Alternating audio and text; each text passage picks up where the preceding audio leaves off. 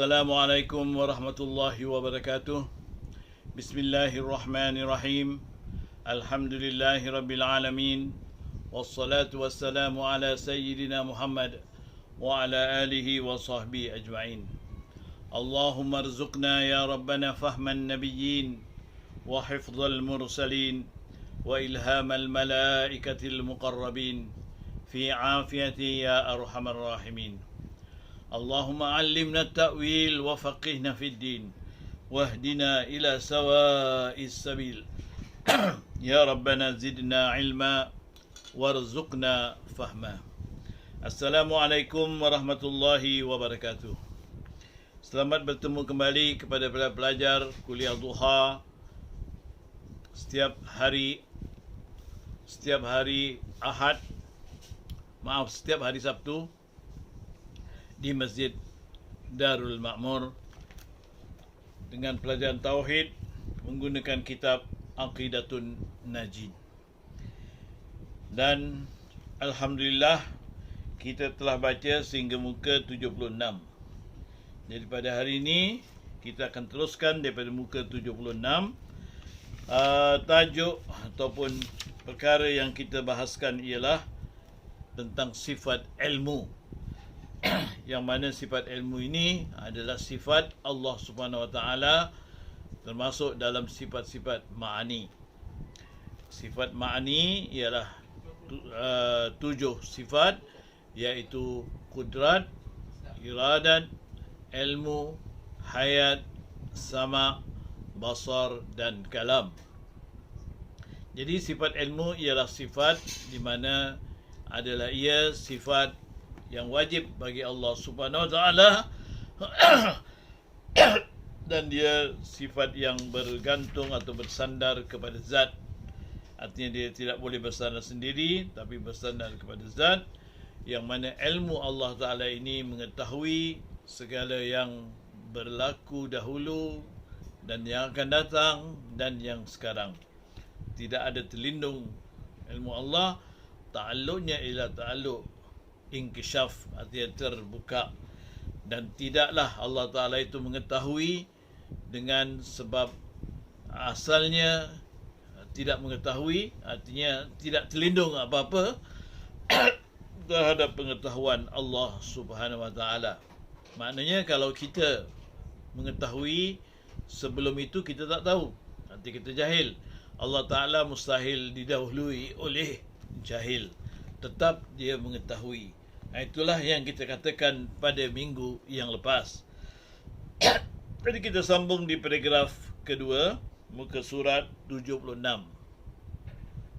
Maka diketahuinya yang maujud dan yang ma'dum, maka tiada dikatakan ilmunya itu mudah dan payah, dan usaha dan nazar, yakni telek dan fikir. Itulah ilmu Allah Subhanahu Wa Taala, di mana dia mengetahui yang maujud atau dia mengetahui dan juga mengetahui yang ma'dum. Jadi ilmu Allah Ta'ala ini tidak boleh dikatakan Allah Ta'ala tahu yang ini mudah, yang ini susah. Tak ada beza bagi Allah Ta'ala. Semuanya ilmu Allah Ta'ala, tidak ada mudahnya, tidak ada payahnya. Dan tidak ada juga ilmu Allah Ta'ala ini dengan cara didapat dengan usaha. Usaha atau dengan berfikir. Mana setelah fikir, umpamanya kita nak membagi misalan angka 570 misal, nak bagi kepada 2. Kita akan fikir macam mana nak bagi semua. Bagi Allah Ta'ala tidak terfikir macam itu dalam ilmunya. Tidak menilik, tidak berfikir, terus dia mengetahui tanpa mengikut prosedur pengetahuan manusia. Kalau manusia nak belajar dulu, kemudian nak memikir dulu, baru dia tahu. Tapi Allah Ta'ala tidak begitu. Maka diketahuinya akan segala yang wajib daripada zatnya dan segala sifatnya. Jadi Allah Ta'ala mengetahui zatnya sendiri dan mengetahui sifatnya sendiri. Zatnya adalah wajib wujud, wajib wujudnya, dan sifatnya juga wajib wujudnya, semuanya diketahui oleh Allah Ta'ala. Dan diketahuinya akan segala yang mustahil seperti syarik baginya, yakni diketahuinya akan syariknya itu tiada wujud sekali-kali, dan jikalau ada, nescaya datang kebinasaan bagian-bagian, dan diketahui segala yang harus. Begitulah Allah Ta'ala mengetahui benda yang mustahil. Artinya yang mustahil bagi Allah Ta'ala ialah adanya syarik. Syarik tu maknanya adanya yang bersekutu dengan Allah. Maka Allah Ta'ala mengetahui itu adalah mustahil. Jadi Allah Ta'ala mengetahui yang wajib, dan mengetahui yang mustahil, dan yang mengetahui yang harus. Itulah ta'aluk ilmu, ta'aluk kepada wajib, ta'aluk kepada mustahil, dan ta'aluk kepada harus. Tidak seperti mana kudrat atau iradat. Itu makna ta'aluk ilmu, lebih daripada itu. Kalau kudrat dan iradat, ta'aluk kepada yang harus saja, tidak pada yang wajib dan tidak pada mustahil. Tapi ilmu ni ta'aluk ke tiga-tiga hukum sekali. Hukum harus, hukum wajib, dan hukum mustahil. Semua diketahui oleh Allah Subhanahu wa Ta'ala. Dan telah mentakrif setengah mereka, mana setengah mereka tu makna setengah ahli kalam, akan sifat ilmu itu dengan katanya, iaitu sifat yang mawjudah. Mawjudah maknanya sifat yang ada, lagi qadimah. Qadimah tidak ada permulaan, yang menyatakan dengan dia segala maklum daripada segala yang wajib, dan segala yang harus, dan segala yang mustahil, atas barang yang muafakat dengan hakikat akan sebagai nyata, dan yang tiada ihtimal lawan sekali-kali dengan satu jalan jua pun. Maksudnya bila Allah Ta'ala mengetahui akan perkara yang wajib, perkara mustahil, dan perkara yang harus tadi, dia mengetahui seluruhnya. Tidak adalah didahului oleh tidak tahu, atau tidak dia dianggap sebagai sesuatu itu boleh jadi tahu, boleh jadi tidak. Tidak begitu. Dia terus tahu. Tidak ada ihtimal yang dia tidak tahu. Tak ada kemungkinan lah maknanya. Tak ada kemungkinan dia mengetahui yang wajib. Tak ada kemungkinan mengetahui yang mustahil atau yang harus. Pokoknya mutlak dia tahu. Itulah maksud daripada kata musannif dalam hal ini. Maka keluar dengan yang nyata itu, yang tiada nyata dengan dia, suatu seperti zan dan syak dan waham, maka tiada dinamakan ilmu. Makna Allah Ta'ala menyatui semuanya dengan nyata, makna tiada syak, makna separuh-separuh, tiada zan, dan tiada waham. Waham yang kurang daripada separuh lah. Itu makna waham. Dan semuanya tak ada benda yang kemungkinan dia syak-syak, ataupun merasakan betul ke tidak, benar ke tidak, itu semua ternafi pada Allah Ta'ala. Tidak ada pada Allah Ta'ala itu. Kerana Allah Ta'ala mengetahui dengan mutlak. Memang dia mengetahui. Tidak ada maknanya tidak dikatakan ada syak, ada waham, ada itu semua sebagaimana manusia. Yang mana dia mengetahui mungkin ketahuan yang salah. Mungkin dia tahu tapi benda itu salah. Tak mestinya betul. Kerana apa? Manusia tahu daripada tak tahu. Kemudian baru dia tahu. Tapi Allah Ta'ala tidak begitu. Dan keluar dengan atas barang yang muafakat dengan hakikat itu, jahil murakab, kerana bahawasanya tiada nyata atas muafakat dengan hakikat.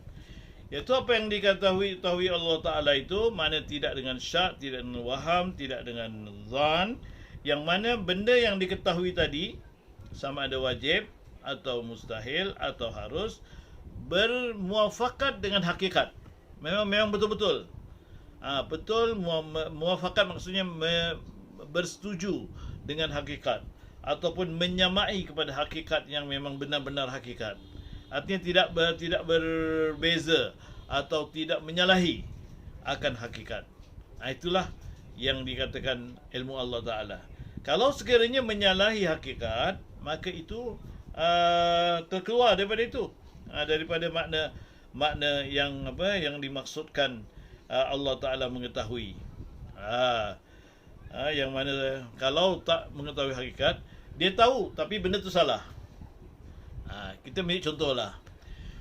Saya lihat ada orang pacakkan satu tiang dalam air. Air itu jernih. Katalah dalam kolam tu jernih. Jadi tiang tadi nampak daripada luar atau daripada jauh. Jadi kita tengok tiang tadi. Tiang tu lurus ke atas air. Tapi tengok bawah air, tiang tadi sudah macam bengkok-bengkok. Bergoyang-goyang pula tu kalau airnya goyang. Jadi sekarang kalau orang tanya, tiang ini lurus ke bengkok? Di bawahnya. Ke atas lurus lah. Nampak lurus. Tapi daripada atas ke bawah bengkok tak? Dia akan mengatakan tiang ini bengkok. Kalau dia tak tahu. Kerana apa? Dia nampak dengan matanya tiang tadi bengkok bila dilihat di bawah air. Maknanya yang atas tak sama dengan yang bawah. Tapi maknanya sebenarnya tidak bengkok. Begitulah maknanya sesuatu yang yang hakikat menyalahi apa yang dilihat oleh mata. Allah Ta'ala tidak begitu. Allah Ta'ala tidak begitu. Apa yang dilihatnya itulah dia hakikatnya dan itulah dia benarnya. Itu bagi Allah Subhanahu Wa Ta'ala. Dan keluar dengan tiada ihtimal, lawan itu i'tiqad yang jazam, kerana bahawasanya ihtimal lawan ia dengan mensyakkan oleh orang yang menyalahkan dia. Jadi Allah Ta'ala, pengetahuan Allah Ta'ala juga tidak ada ihtimal. Artinya tidak ada kemungkinan-kemungkinan. Maksud yang tidak ada kemungkinan maknanya dia tepat. Dia pasti, iaitu dengan i'tiqad yang betul-betul berlaku. Bukan ihtimal ini betul ini. Kalau kita nak katakan misalan kita lihat gerhana misalan. Jadi kita rasa ihtimal boleh jadi gerhana tadi berapa minit atau berapa minit. Jadi kita tak pasti. Tapi bagi Allah Ta'ala tidak ada ihtimal. Maknanya tidak ada kemungkinan berlaku sebaliknya. Tidak ada. Pastinya pasti begitu. Itulah dia ilmu Allah Subhanahu Wa Ta'ala. Dan dikendaki dengan segala maklum itu tiap-tiap yang wajib dan yang mustahil dan yang jaiz. Maknanya Allah Ta'ala mengetahui segala maklum. Segala benda yang patut diketahui Allah Ta'ala mengetahui. Iaitu apa saja. Termasuklah yang wajib seperti zatnya, yang mustahil seperti syirik, mana ada penyerupaan pada Allah Ta'ala, yang harus seperti alam ini. Jadi semuanya diketahui oleh Allah Ta'ala keseluruhannya. Tidak ada yang terkeluar daripada pengetahuan Allah Subhanahu Wa Ta'ala. Maka masuk di dalam yang wajib itu barang yang tiada kesudahan baginya daripada sifat kamalat bagi Allah. Jadi benda yang wajib tadi, yang benda yang tidak ada kesudahan, tidak ada penghujung, semua yang menunjukkan segala sifat-sifat Allah Ta'ala selain zatnya, zat dan sifat-sifat Allah Ta'ala, sifat-sifat yang menunjukkan kesempurnaan Allah Ta'ala. Kamalat artinya kesempurnaannya Allah Subhanahu Wa Ta'ala. Itulah yang dimaksudkan dengan apa? Dengan tiada kesudahan. Makna apa ni? Masuk di dalam yang wajib tadi, tiada kesudahan, makna yang kamalat kepada Allah Ta'ala. Demikian juga lagi masuk syurga.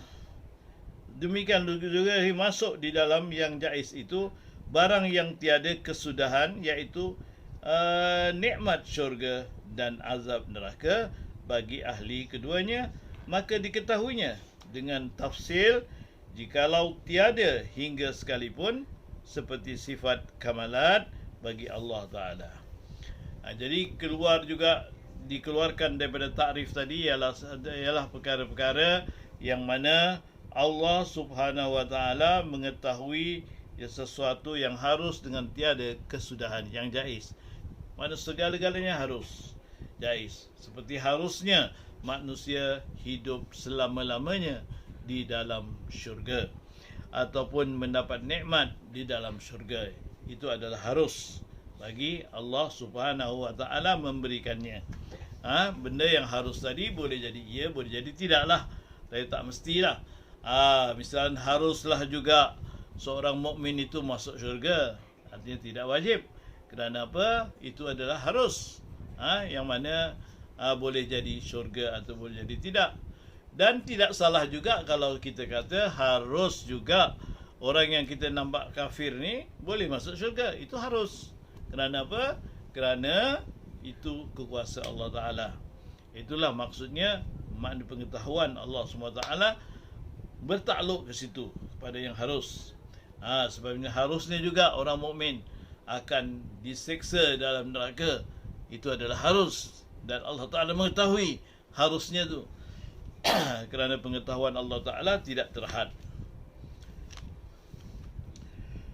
Dan kata qil diketahuinya dengan tafsil itu barang yang ada baginya kesudahan.